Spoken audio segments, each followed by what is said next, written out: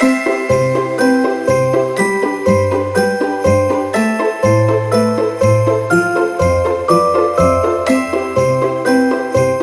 it's Monday, and it is the first official work day of the week right here on Flow 94.9 FM. That's the station you're listening to, and it is still a part of our morning show. We call it Morning Spies on Flow 94.9 FM. This is the flow of God's own state. Of course, the platform is the pinnacle of all discussions where we take a critical look at issues as it affect our dear nation Nigeria and also as it affect our dear state Abia State. Today is the first Monday in the month of December 2020. My name is Michael Oni. Now this morning we're taking a look at a very important issue in governance and democracy, as we will be looking at budgeting, budgeting in a recessed economy.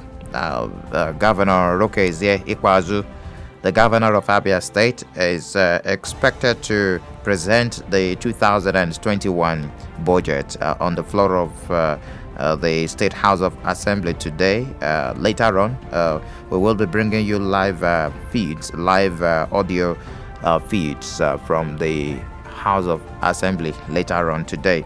But that being said, we want to look at the budgeting in Nigeria. Of course, some questions are to be answered. What are the allocations to particular sectors?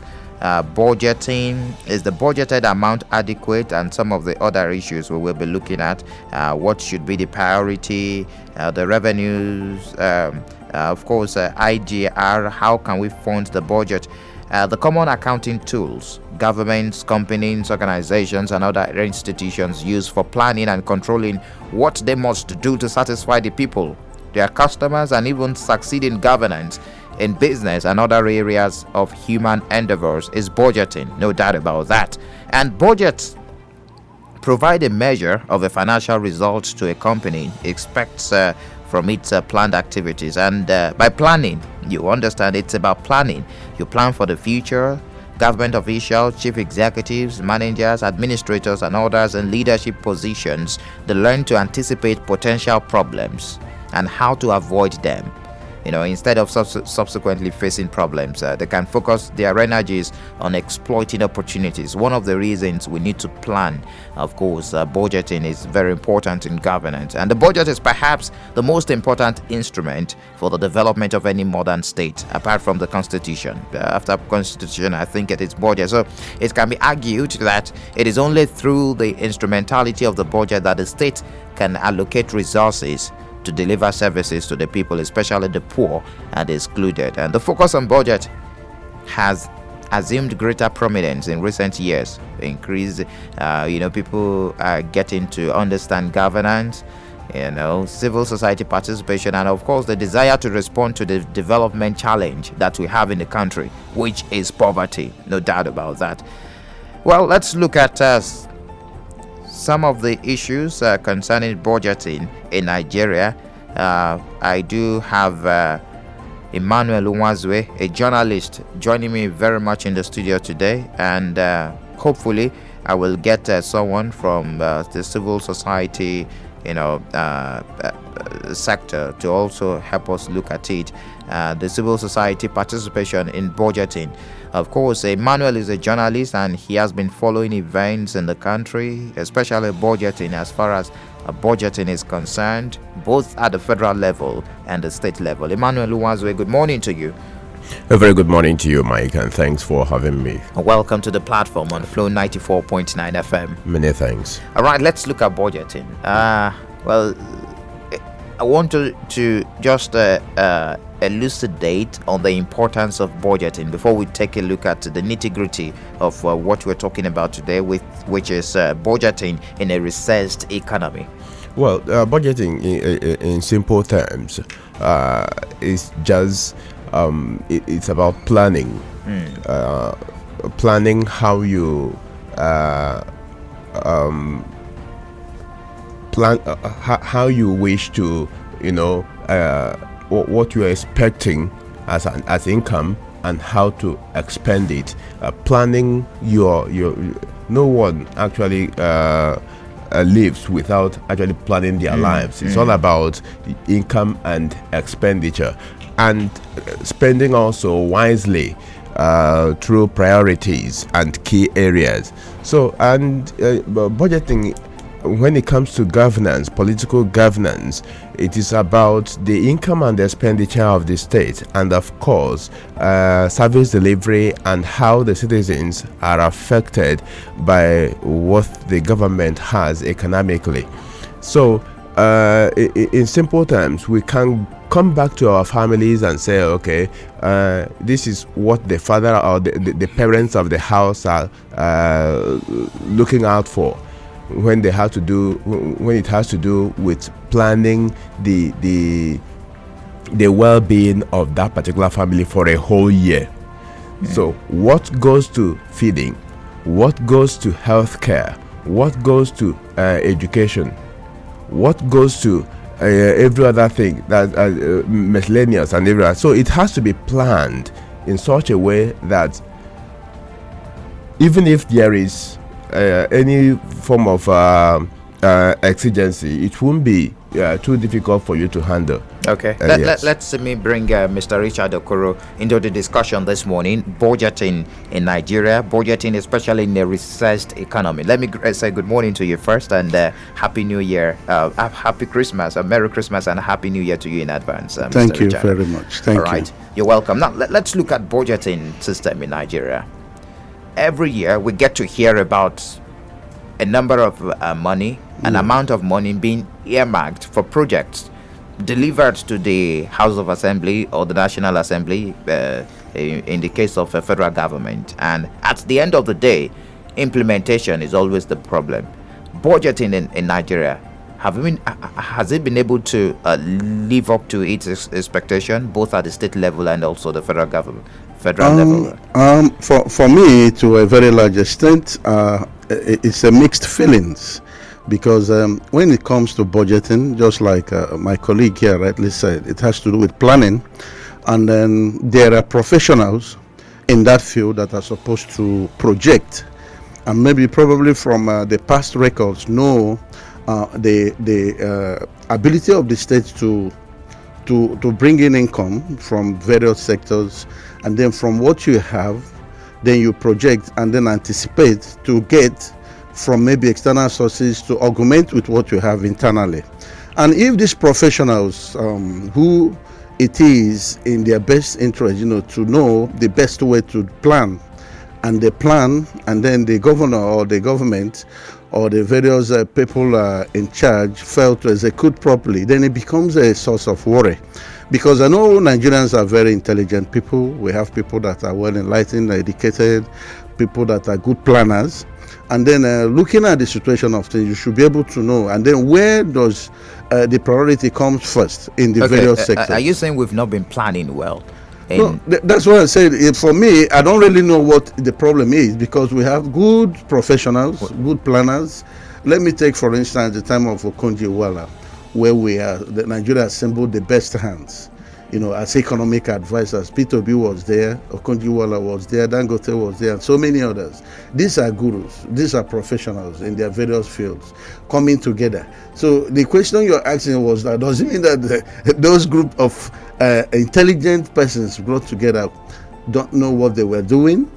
Or was it that the fact that they advise the governor or the government or the president refuses to accept their projections or advising? So we don't really know what the problem is. I want us to direct the conversation now towards the state government now.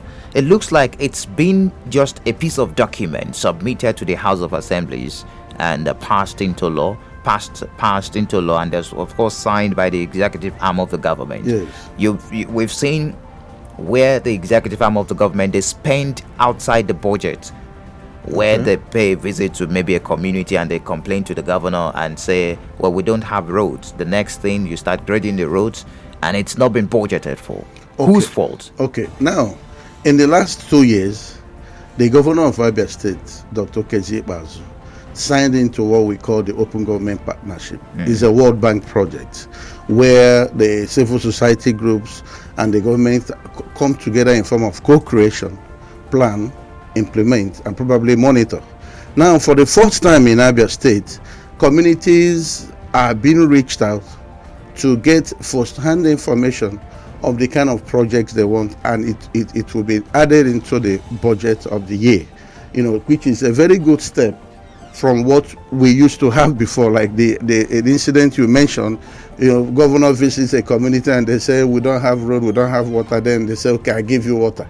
No, we are moving towards a well-calculated, systematic method of citizens' engagement in budgeting, which has not been before. Now the question is, how far has this new system of engagement of communities been carried out? Okay, that is coming to implementation of the budget. Okay, so that is the key. There is a movement, a progressive movement from the government of Abia State currently, where citizens, the civil society groups, for instance, are coming to the table, bringing them on board to plan on this budget, and then probably look at it. Even as it's being presented today, the civil society groups are there represented. But the question is, coming to the implementation strategy, what is the problem? What is the problem? That's $1 million question. Yes. We're begging for answers to this morning on the program. Emmanuel, let's look at participation of the people, of the masses, in preparing the budget now. Well, first of all, it should be noted that Abia State runs a 3-year multiple budget system. Okay, and in this case, just like for Mr. example, Richard, the last one that will elapse this year, was budget of economic repositioning, 2018 to 2020. Exactly, and while signing that particular budget into law as an appropriation bill, the governor projected, said he looked forward to implementation, a 70% implementation, and the speaker also looked forward to a 70% implementation, which is a pass mark, which is exactly. If you have to mark a student, which is a pass mark. But should we benchmark budget implementation to a pass mark? That is another question we should answer. Okay, why not at least 90%? Nothing is ever 100%. But then, when you talk about the people's participation in 2018, 2019, that's people's input yes, in the preparation of budget. Yes. Through the OGP, just like Mr. Richard said, I participated. Actually, I remember I went to, I followed the team to Ndiu Autonomous Community in Itumbozo, and of course in Talako, a very far place in Bende local government area of Abia State. That, in fact, it was. Is it Bende Ipuano? That's that. Yes, they have a common boundary. Yes, a common boundary anyway. So in that particular in that jurisdiction, that was actually a pilot program for the community. It is called Community Needs Assessment, program, where they actually itemize what they needed in order of preference. Then the government now use that to build into the 2018, 2019, 2020 budget that's elapsing today. Yes, in that sense, you would say that some about 21 communities actually were test run in that particular. But what is the percentage of the implementation? We saw communities and the needs they selected, they highlighted, put into that budget.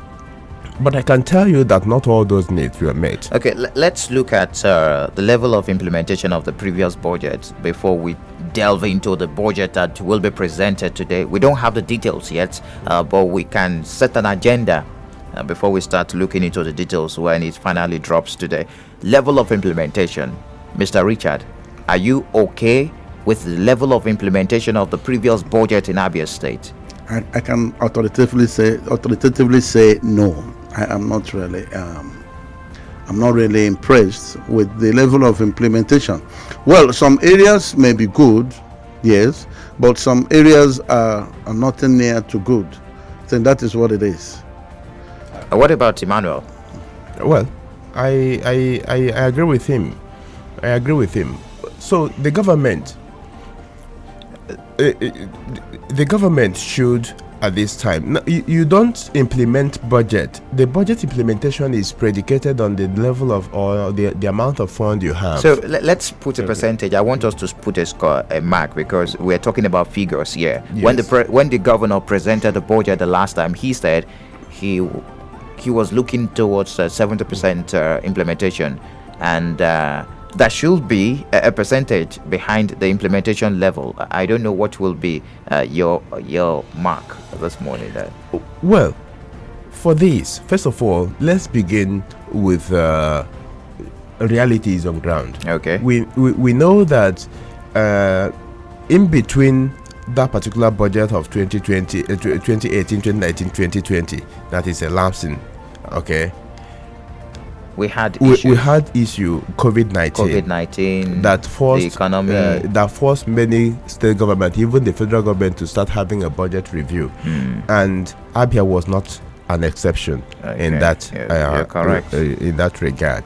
So in this case, that happened in the month of July. Let me just quote the figure. Yes. The governor assented the revised Abia State 2020 budget of 102 billion 660,432,904 naira. With that's 102 billion, which was passed by the Abia State House of Assembly, and that's what we're using right now. Okay. Until the new one that will be presented today will be passed into law.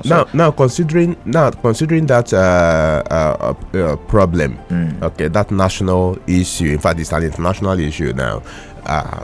We will not if the budget didn't perform very well this year, we won't actually antagonize the state government at this moment, but having to an extent scaled through this COVID-19 issue, having to an extent scaled through, we should be looking at a projection that will augment whatever losses the state may have incurred during COVID-19. Okay.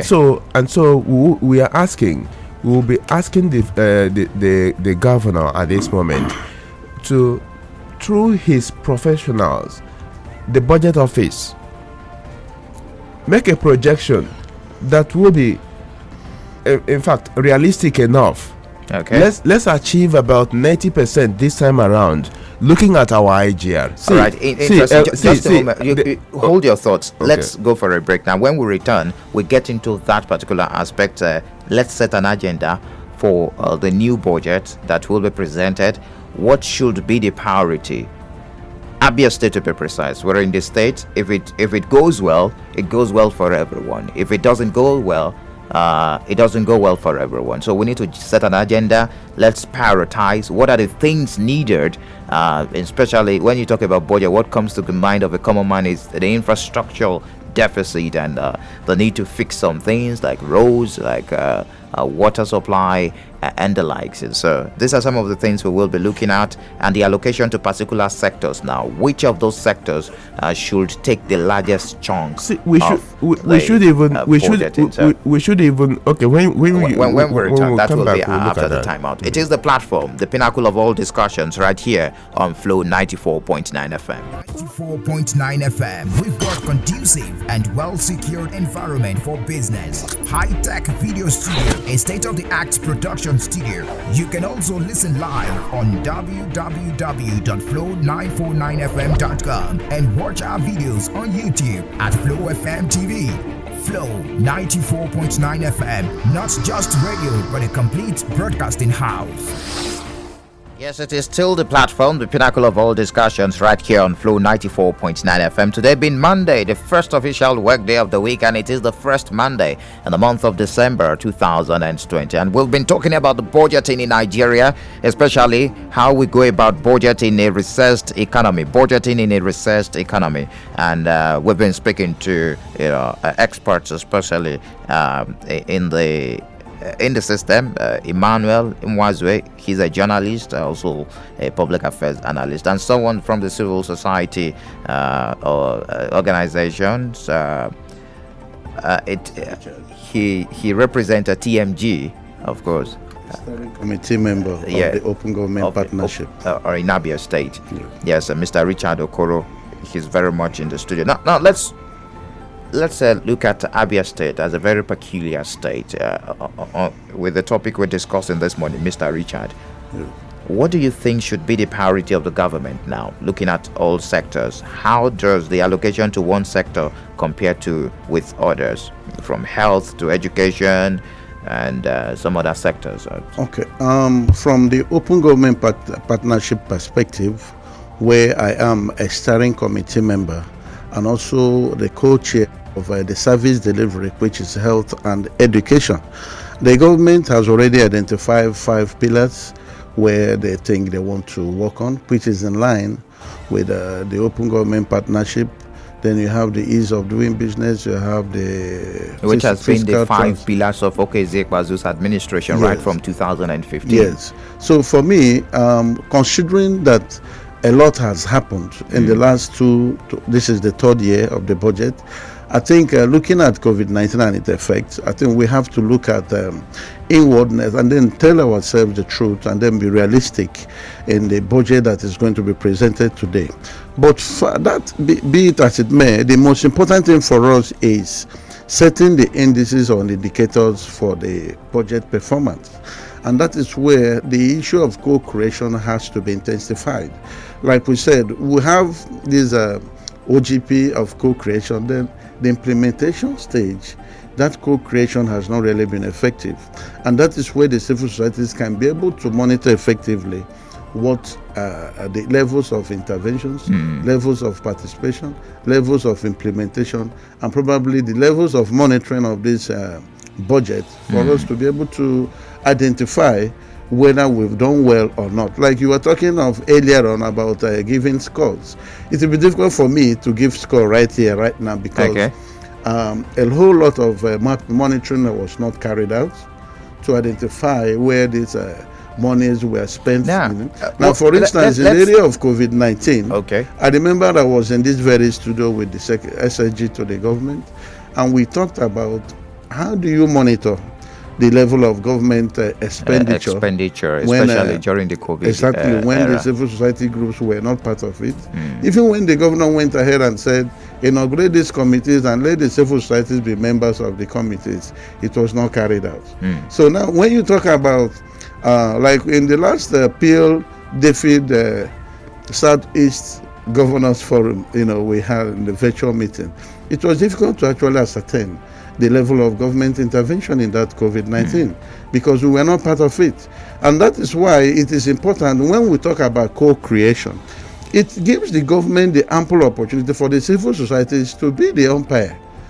Okay, we don't need to side or be against it, but we speak as it is. Okay, let's break the analysis down this morning, Mr. Emmanuel Nwazwe and Mr. Richard Okoro. What the common man on the street wants is, I want my roads to be smooth. I want water to be running. Beautiful. Like every year, the community interventions. Money. Beautiful. Every year we allocate money, and at the end of the day, even salaries are being owed, and all these have been budgeted for. Okay. Now look at where is the problem coming from? Now look at it this way.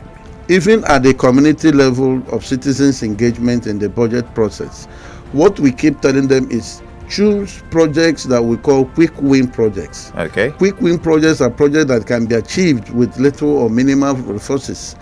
Now, these projects, communities are given to choose at least 3 prioritized projects, ranging from first most felt need, second most felt need, and the third one.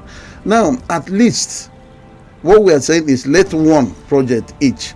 And most of these projects, like we say, there are so many donor interventions in the state, like Of course. like what is it called? The World Bank Assistant New map. New map. Thank you. New map. Now, these ones are already doing the road projects. So when communities identify roads, it is directly shifted to new map to handle. So, but projects like health centers, water boreholes, and all that. So these are what we're saying. Out of the identified project, which the common man is talking about, which we the civil society are also representing, how many of these, of all the communities, about 160 something communities, how many has been done? And that is what we call rural transformation. That is what we call direct impact on the Okay, Emmanuel, I would like to take you on the issue of financing. Okay, good. Financing the budget. It's been a very huge issue.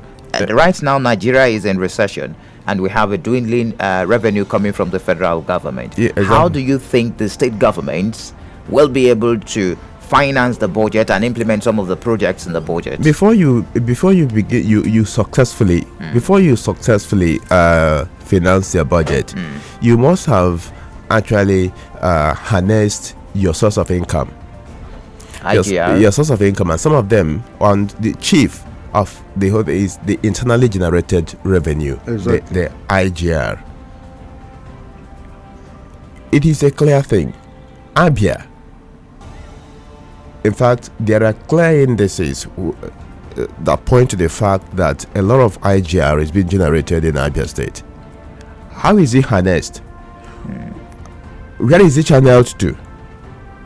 If we sincerely harness the amount of IGR we collect in this state, and also citizens themselves are patriotic enough to do what they are supposed to do, and these finances are channeled properly the way they are supposed to be channeled, honestly, external or internal borrowing to finance the budget will be a secondary issue. I don't know if you are aware that governors met and they said they want to borrow from the pension fund.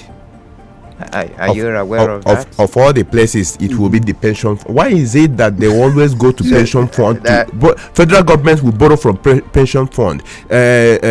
State government will what has pensioners done to them? They should. I think that's even another matter that should be deliberated on. It's still on financing now. That's the reason I'm bringing that up now. Yes. It's about financing. Yes, the governors are saying that we need to borrow 17 trillion naira from the pension funds to finance the budget, and of course some of infrastructural deficit. The governors should sit back and start working. They should sit back and start working. Honestly, they should go to the drawing board and engage their finance experts to be able to find a way, in bringing these things out, not just by borrowing.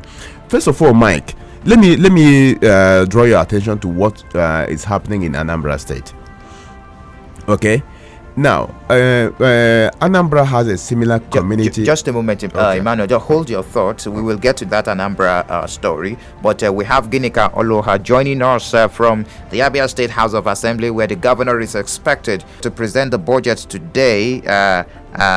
Of course, after presentation, there will be defense. Various committees will look into the budget indices, and of course, there will be a final passage into law. Ginika, can you hear me? Hello? Ginika. Hello? Good morning.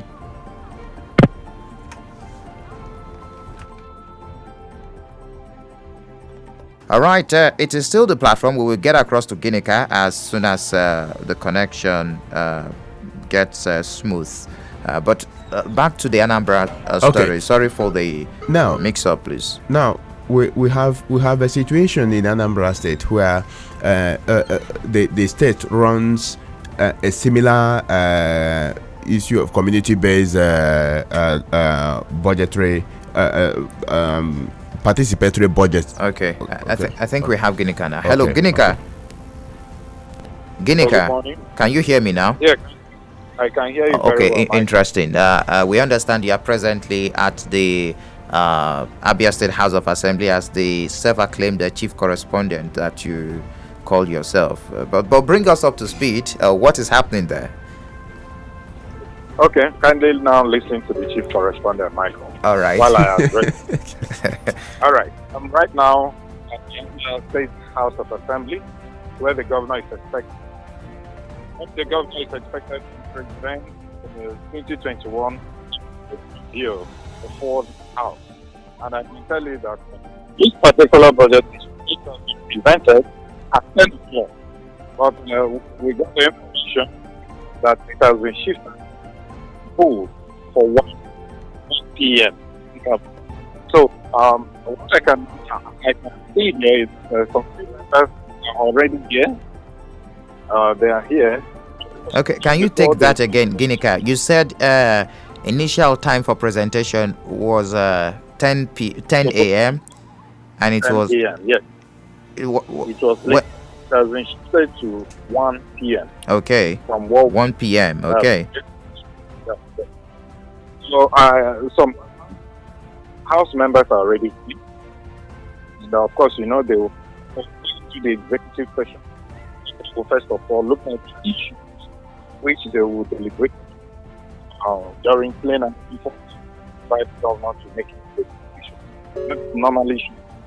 Of course, each time they have to look at so many issues.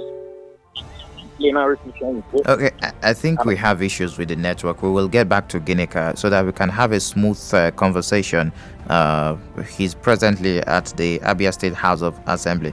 We'll take a breather now. It is still the platform, the pinnacle of all discussions right here on Flow 94.9 FM. And when we return, we get your reactions, especially. Okay, let's say Ginika just before we go for the break. Yes, Ginika. Okay, so Michael, like I was saying, the normal plenary session will continue before the governor will have to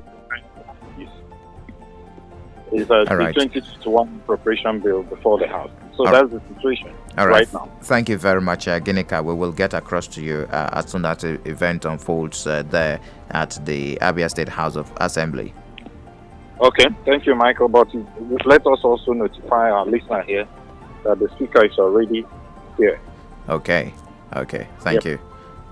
All right, it is still the platform. We take a breather now. When we return, we throw the lines open for you to make your opinion known on the radio, on this program this morning, and of course for your contributions. It is the platform, the pinnacle of all discussions, right here on Flow 94.9 FM. 94.9 FM. We've got conducive and well-secured environment for business. High-tech video studio, a state-of-the-art production studio. You can also listen live on www.flow949fm.com and watch our videos on YouTube at Flow FM TV. Flow 94.9 FM, not just radio, but a complete broadcasting house. Yes, it is still the platform right here on Flow 94.9 FM, the flow of God's own state. And of course, we've been talking about the budgeting in Nigeria, especially budgeting in a recessed economy. I have been speaking with Mr. Richard Okoro, a member of the steering committee, OGP, yes, the Open Government Partnership, and of course Emmanuel Unwazwe very much here with me. We will be talking about the implementation very soon, but let's get reactions on the phone lines. 0808 182 6949 or 0811 605 2949. Hello, good morning to you. Good morning, Michael. You're welcome. Good morning, Mr. Emmanuel. Good morning. I remember Mr. Prince Will from here, no more trouble. All right, Mr. Prince Will. Mike and Emmanuel, I believe the hallmark of every organization is budgeting. But in Nigeria, when you talk of budgeting, I can take that the efficiency of any budget in Nigeria here is only when the parastatal organization is about to pay their salary. They have the budget and how to plan it, pay it directly. But when you talk of economic planning, my brother, Nigeria looks like a country or a father that has children but doesn't know the number of children. Why am I telling you this? We had the last census Nigeria ever had for us to have a better planning is since 2006. That's almost 14 years now. And the United Nations has made it mandatory that every 5 years you have your census. But in Nigeria here, we have census in every 10 years. But 10 years has gone and added up another 4 years without any census, that is demographic counting. How do you think Nigeria is making a budget and planning to know what they are doing? So I believe the only plan we have, only efficient plan and coherent plan we have is only internally the parastatal organization planning when they are about to pay their salaries. You have a group planning, how to share the money. But when you talk of economic planning, my brother, we are running to zero. All right, we don't have the better foundation for it. That's my take. May God bless our opportunity. Thank you very much for your take. Hello, good morning to you. We lost that. Now let's talk about implementation. Who monitors and how do we monitor implementation? As quickly so that we can get from the budget cycle, everybody is involved. Everybody should be involved. First of all, you need to involve the community to know what they need. Then, secondly, the budget is presented, signed, and then implementation. You need to have budget monitoring and evaluation. Apart from the monitoring and evaluation team from the government, the community themselves, where those projects are cited, should also involve. Now, let me tell you, I was trying to tell you something about Anambra State.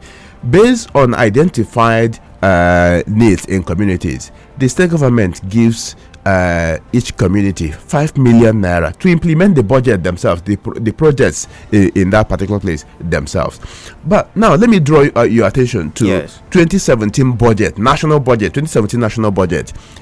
A project was cited here in Abia State at Umutowe in Olokoro. Okay, now Umutowe Central Primary School, Olokoro. A block of it was a budget provision of 20 million naira was made for a block of 3 classrooms to be built. But out of that 20 million naira, a block of 2 classrooms only was built. In fact, as at the time I went monitoring to that particular school, the newly constructed school, the paint was washing away.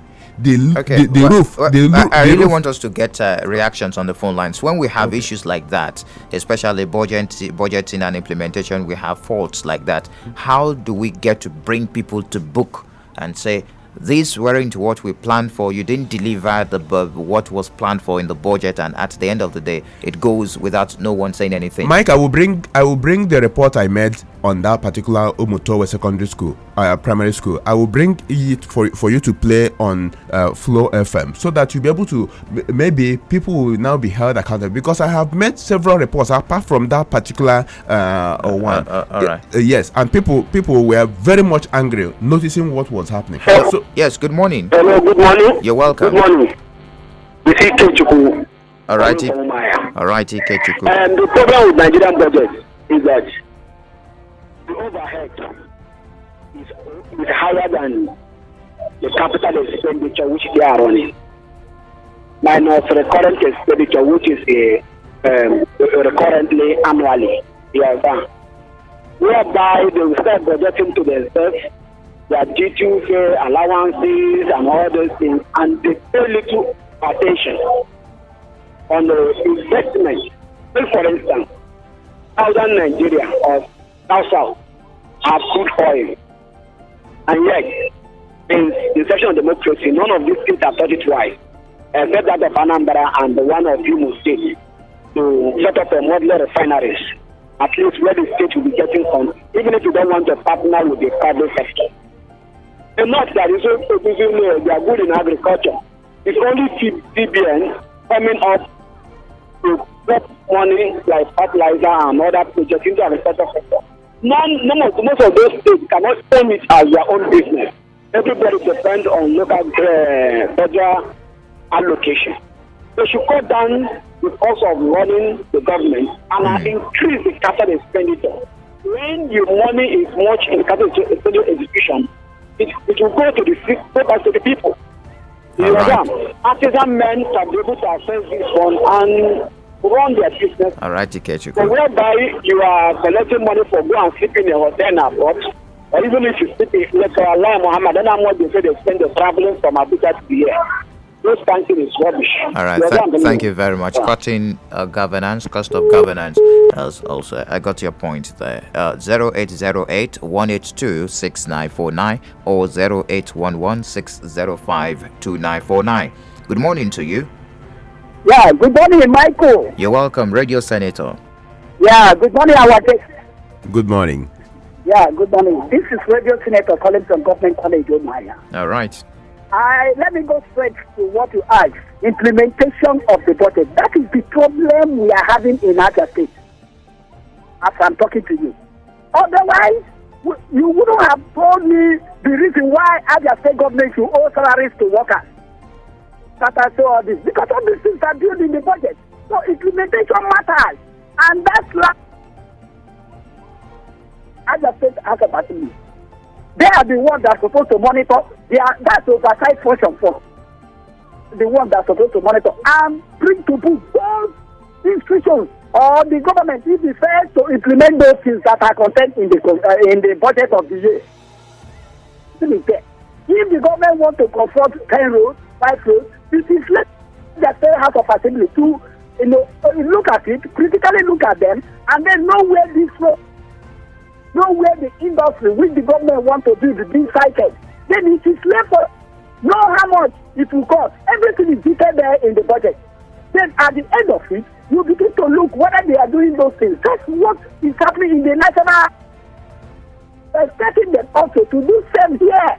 So if the House of Assembly should stand up, even the which our guest is talking about, they have no that power to do except the House of Assembly wrap up your thoughts, please. and begin to act on it. All right, thank you very much for your contribution. So, gentlemen of the press, and of course, our friend from the civil society organization. So, way forward now, just in a minute before we wrap up. For us, what we are saying is that let there be an open contracting system. It's part of the OGP. Because if you make the contract open, people will bid and then we'll see and know how much the final bidder that got it was there is a particular part we didn't touch. Don't forget that budget is an intention that these are the things I want to do. And at the end of the day, it's been passed into law. Beautiful. But we also said that in the process of doing that, you would also have projected your internally generated revenues that will help you to accomplish what you intend to do. And then factoring in the external fundings that come from the federal, the 13% derivations and all that. And then the oil companies that are operating in the state, the royalties that come from, these are the things you use to do your projections. All right. We understand. So when you bring in the open contracting system, and then you also bring in the local monitoring committee, like he mentioned, where these projects are cited, who is monitoring what is going on. For the person that called and said the House of Assembly alone cannot do that because they're already oversaturated with what they do. The civil society groups are there representing the communities, government agencies too, who have their own monitors, independent monitors. They could do that. But what I'm trying to emphasize here is, if you could not achieve buying this phone this year and it was in your budget, then you have captured some, you implemented this year. Why don't you move this to the next year budget, and then make sure you capture it? So if we're running a 3-year budget system, then we should be able to be itemizing and the ones that we have been able to capture. Emmanuel, we need to step out of the studio in 30 seconds. Way forward. Let's way forward is nothing other than what he had just said. Let's just be specific in what we want to achieve and work exactly hard to ensure that we achieve it. All right. The issue of budget budget padding and every other thing that should be done away with completely. All right. There's a template whereby you see an item that appeared in 2017 budget, for instance, appearing in 2019 budget for another thing. And if you go to such office, it has been bought and the computer will be there, but then you see it repeating in the budget. All right, we need to step out of the studio. The conversation continues on the floor of the Abia State House of Assembly. Flow 94.9 FM will be bringing to you live feeds, the live audio feeds, as the governor of the state, Dr. Okezie Ikpeazu, presents the budget to the lawmakers today. Do enjoy the rest of your day. Many thanks to the producer of the program, Samson Eze, and many thanks to Mr. Richard Okoro and also Emmanuel Uwazwe. Thank you. My name is Michael Oni.